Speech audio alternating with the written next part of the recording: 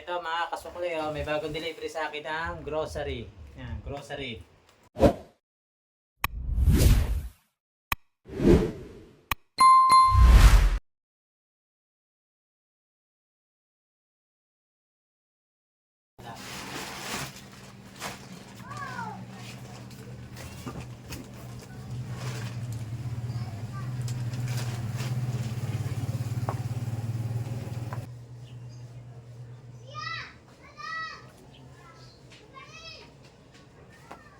Pwede mo palpal to na time mo. Okay, tama.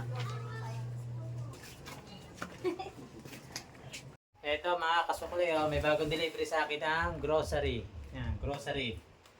Pagka grocery na doon kayo na malingke, bukod sa makakatipid na kayo sa pamasahe, malaki rin bagay yun. Eh, quality rin naman ang mga delivery nila, oh.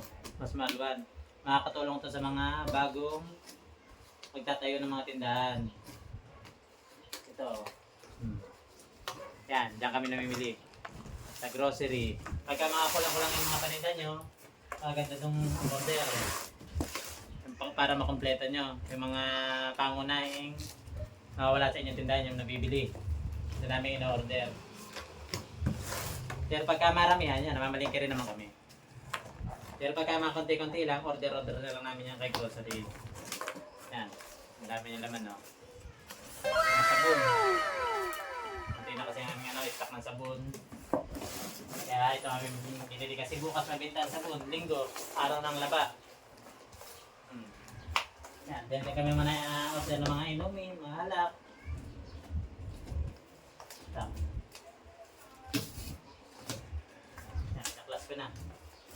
At mamaya ipopost ko naman. Para mabili na.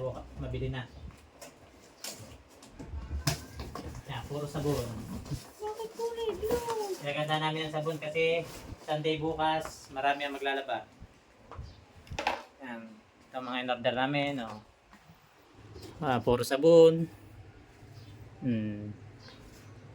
Yan. Saka mga inumin. Ito.